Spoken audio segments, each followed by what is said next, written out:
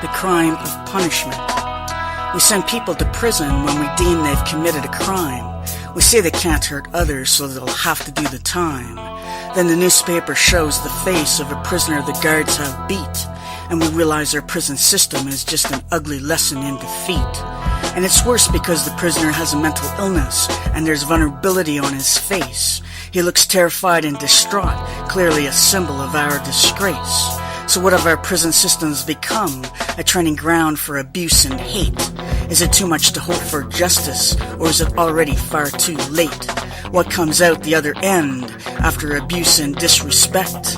All you've taught them is more violence, so now what can we expect? And for those of us working with youth, it's a scary proposition. At 18, they're often not mature enough to have a healthy disposition. But they're old enough to be sent to prison, to be beaten by the guards. And then the glass becomes not just half empty, but often reduced to shards. And then the stage is set for a story of violence that just replays. Over and over, it's a game of payback, while it's society that pays. And only when we see the battered face of a person with mental illness do we think how much prison abuse is hidden in the time it takes for all of us to blink. The Ombudsman's report makes it clear as it exposes the culture of violence that was hidden in the prison system in Canada. The guards are part of a system that is violence-ridden, and the code makes it clear that only a rat would break the silence, that every guard must say the same thing, that they've seen no prison violence. So we have a system that is as bad as the crimes it punishes the criminals for, and then we wonder why the justice system only becomes a revolving door. They call it a correctional system, but there's nothing correct about it at all. The only thing it ensures is those who they imprison will continue to fall. There's no attempt to rehabilitate, because revenge is what we're seeking, and after a while through the prison walls, it's our hate that ends up leaking back into our society, much worse than when they left, because the abuse and the humiliation took their dignity by theft. They found more ways to hurt others from the ways that they were hurt, and if they had any hopes for tomorrow, they were ground into the dirt.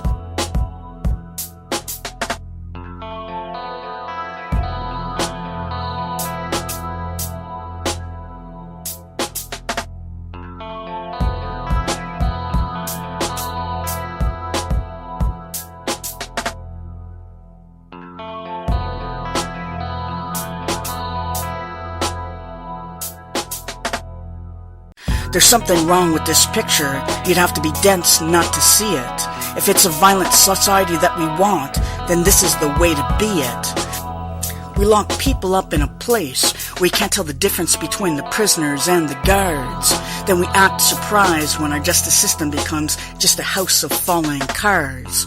There's no attempt to teach them that a life of crime is not a better life. Instead, we sharpen their hatred until it becomes a bloody knife. Prison is a cesspool, a breeding ground of resentment and despair. The only thing it produces is a bunch of people who do not care. When will we get it, that it's hurt people that hurt people, and that our excuses for not helping are always pretty feeble? When will we change punishment for an opportunity to change? When will we make sure our children are safe and out of range? When will we get it that we need to teach people a different way? When will we realize that punishment is too great a price to pay?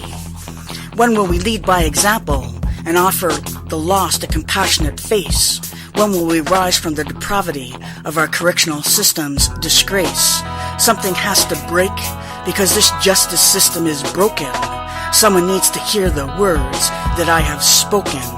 Take a look at the internet, at the mentally ill inmate's face that has been battered, and you can't tell me you can't see the face of a person that's never mattered. And when you don't help those who need our help, then they will take just what they need. And if you're asking why people commit crimes, this is exactly where that leads. We can't afford to nurture attitudes that are only apathetic, and then do as little that our efforts are nothing but pathetic, and then complain about people who continue to commit the crime. Will we ignore the need for funding? We won't even offer up a dime. This is the bed we're making, so I hope you're happy where you lay. But remember, with every decision, there's a price you'll have to pay.